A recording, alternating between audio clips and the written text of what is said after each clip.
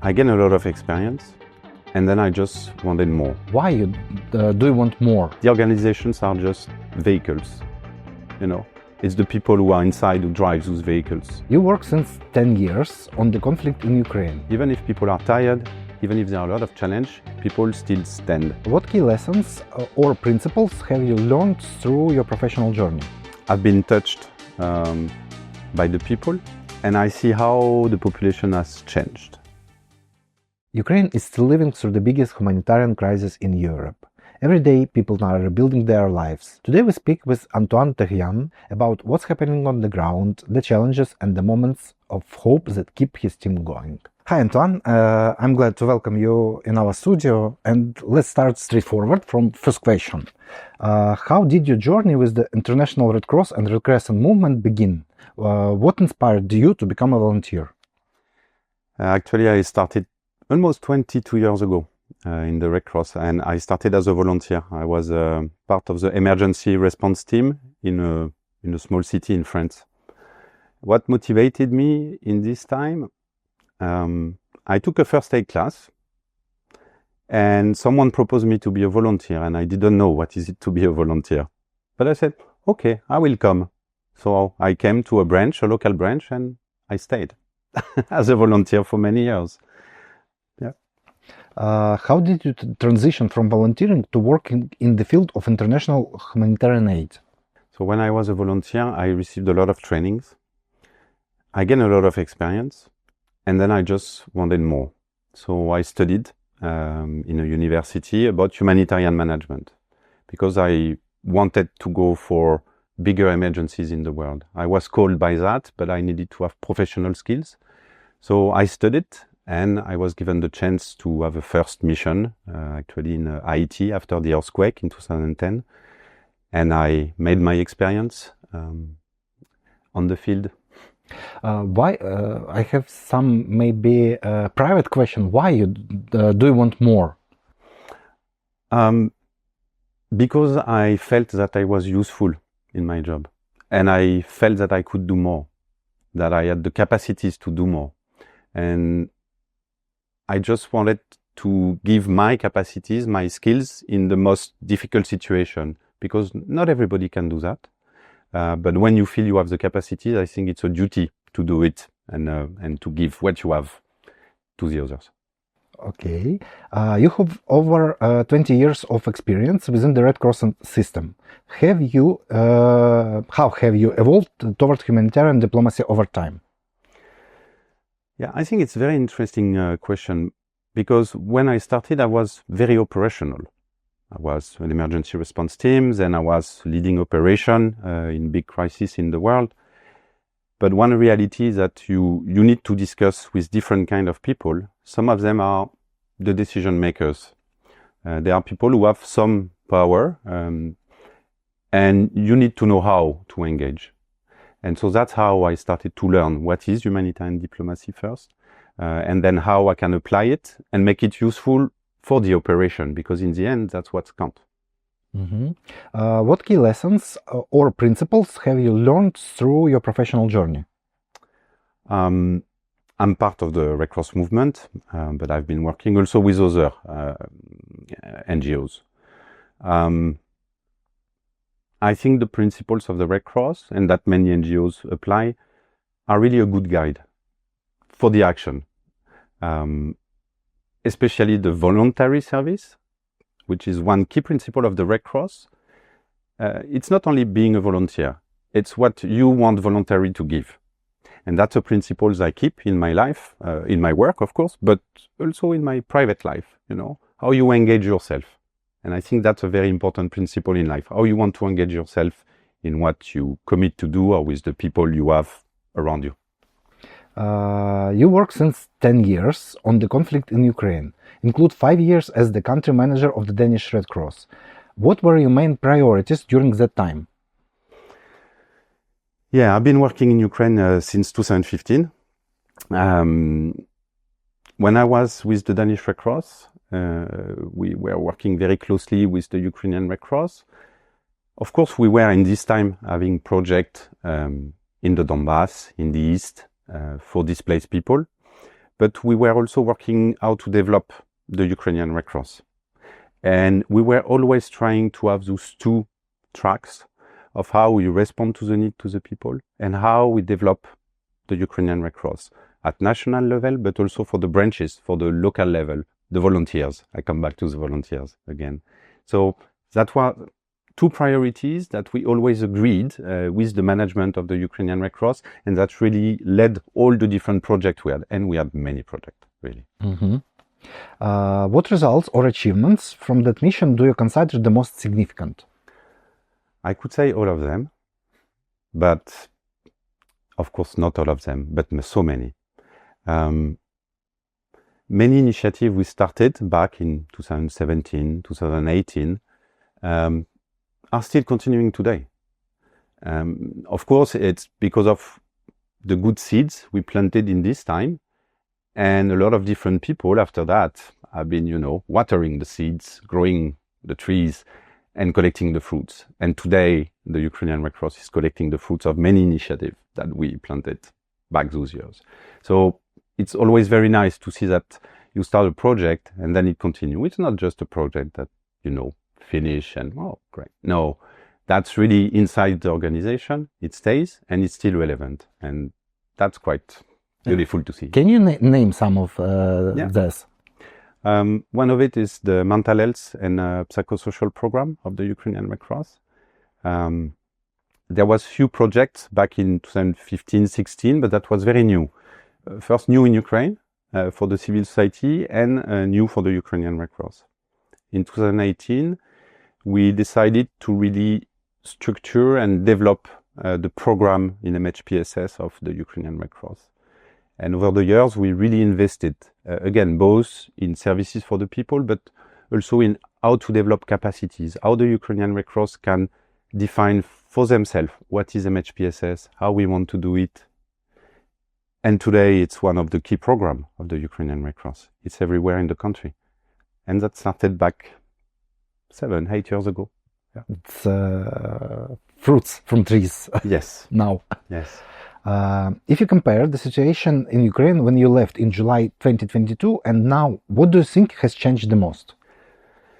Of course, I left in July 22. It was still the middle of the crisis. And now, almost 4 years after the beginning of the full-scale war, a lot of things have changed. I mean, the country is very active again. The economy, the people, the almost normal life, I could say. No, Almost. Almost. But not everything is normal.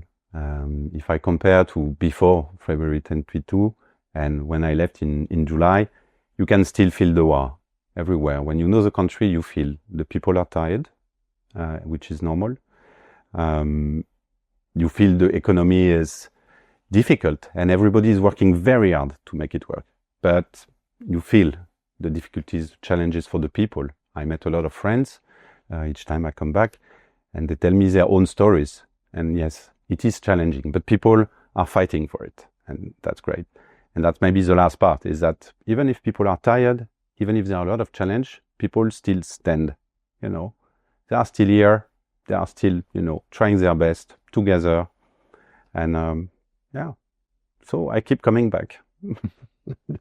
How would you explain the concept of humanitarian diplomacy to someone hearing it for the first time? I can explain to you. Yep. Well, actually, humanitarian diplomacy is being able to explain or talk to the people who have decision-making power at whatever level. It can be the international high level, but it can be also locally. And we need to explain those people about the rights or the needs of civilians, but also sometimes, like international humanitarian law, that there are rules of wars. We need to explain those people. We need to discuss with them. We need to try to influence them that they take the good decision for the good of the people. And sometimes they know about it, and then you need to convince them that they change their mind, that they adapt their decision So it will make a change for the other people who are suffering or who have some needs. So it's a dialogue first. It's a way to do this dialogue, and it's guided by some laws or policies for the rights of the people, or for the protection of the people. That's how I would explain. What role does it play in the work of national societies, particularly the Ukrainian Red Cross? I think it became very important for the Ukrainian Red Cross to engage with the different stakeholders. There are many different stakeholders who are involved because of the conflict in Ukraine. And I think the Ukrainian Red Cross has been investing quite a lot in engaging at international level, which is very important. So both with the movement partners who are everywhere in the world and supporting the Ukrainian Red Cross, but also the different states who are also supporting them. And so this international engagement is key, but also at national level. I think it's very important for the Ukrainian Red Cross. Why? Because the Ukrainian Red Cross is auxiliary to the authorities, meaning that they will be complementary for some part of the activity with the civilians, how to help the civilians. You need to have a permanent dialogue with the authorities about it. And that's humanitarian diplomacy. So I think it's a key thing for national societies, and I think the Ukrainian Red Cross is doing very well, actually, on this aspect. Okay. In your opinion, what are the main challenges and opportunities facing humanitarian diplomacy today? There are many challenges, but I think one of it is the politicization of humanitarian aid and humanitarian organization. Most of the humanitarian organizations are neutral or impartial. They have some principles, and what is for sure is that they are here to help the people. But we have seen, and we are seeing more and more, and that's not only in Ukraine, it's in many contexts, that there is a politicization of what they do or who they are as an organization. And that's creating really difficulties then to have a dialogue. Because with the use of social media, there is a lot of misinformation, there is a lot of hate speech, there's a lot of attacks on the humanitarian organization, which unfortunately sometimes they cannot then do their job, meaning they cannot help the people. And that's really creating a difficulty in the dialogue between those organizations and the decision makers when they are politicized. And so I think it's very important that people and of course parties, the different stakeholders, stop to politicize humanitarian aid. We must do our job. That's very important. And then we can talk, no problem. Yeah. How do you think the Ukrainian Red Cross can strengthen its voice for humanitarian diplomacy and advocacy? It's always sensitive when you are in an international armed conflict. How you position yourself is always difficult. There are, of course, two ways. The dialogue with the authorities, the different stakeholders that we already mentioned. The other one is how you engage through different ways. And I know, for example, the Ukrainian Red Cross is engaging the youth in diplomacy. And that's one way, how you give the skills, the motivation, of course, and the capacities to the youth people to engage themselves, being the advocate, the diplomats in their communities or in their environment. That's one way to do. Of course, you can also share knowledge. And actually, in the last day, I've been discussing with Ukrainian Red Cross colleagues saying, you have a lot of knowledge based on your field experience. You know what is good for the people. You need to transfer this knowledge into diplomacy. Maybe that's through research, and then you publish your research. Maybe that's through more technical engagement with different authority level, but use your knowledge and turn it into diplomacy. What principles of partnership do you consider key for collaboration between international actors and national, local civil society organizations? Without hesitation, trust. If the partners don't trust each other, That's already a bad start for a partnership. The second one would be respect. We have seen too many times a lack of respect between different partners, different stakeholders, especially between international actors and local actors. I do not say it's a bad intention from anyone, but it ends up that the systems makes that there's a lack of respect. We must be very cautious about it. We must try to understand the realities, the capacities, what the people of local and national organizations want to do, you know. And in the Red Cross, we have this principle of, in a country, it's always the national society who is leading, and we are here to support, you know. And I think in general, that should be the principle for any international actor coming in a country with local or national actors. They are the leading one. We are here to support. That's the good base of a partnership. How can strengthening partnership help Ukraine in recovery and building resilience? Following what I explained, civil society organizations here in Ukraine, they are the ones who will stay on the longer run. The international actors are here temporary, whatever is the length of their presence, but they are temporary. And so the more we can strengthen capacities, the more we can equip civil society, and the more the civil society in Ukraine develop themselves, because it's their responsibility. The more you will have capacities to have, I would say, a right recovery, a right resilience, because civil society organizations are the one who will again bring the voice of the vulnerable people, remember the rights of the people to the authorities. They will ensure that the people who really need it are the ones who receive these efforts of recovery, you know.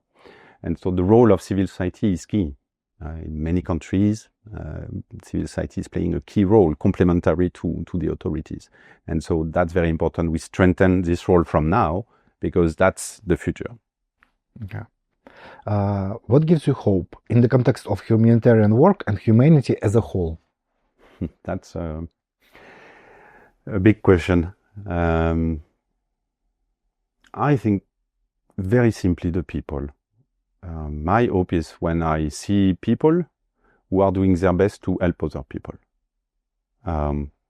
Here, you know, that gives meaning, concrete meaning. I of course have hope in the different organizations, etc. But the organizations are just vehicles, you know. It's the people who are inside who drive those vehicles. And so the most important is the people, not the organization, not their budget, not their documents, policies, speeches. No, the people inside. And the people who really do this job by heart, that gives me hope in the middle of very complex crisis, actually, in Ukraine and more largely, I think, in the world. Humanity is the people. Yeah. Tell few words for Ukrainians. That's also a difficult question. I think I discovered Ukraine. I didn't know Ukraine before I came in 2015. And I've been touched by the people. And I see how the population has changed and is changing. And despite all the difficulties, it's changing for the good. And I really think, you know, people should trust themselves, and of course, the people around them continue to trust themselves, because they are going in the right direction. And maybe referring to the question before, I see a lot of humanity growing in Ukraine, sometimes even more than other countries where I live or visit. Sometimes it's with the challenges that you grow humanity and that you express the humanity part. And here this is what's happening. And so I really hope that people will continue, that Ukrainian people will continue to do that and have hope in this. Thank you very much for today's interview. Thank you.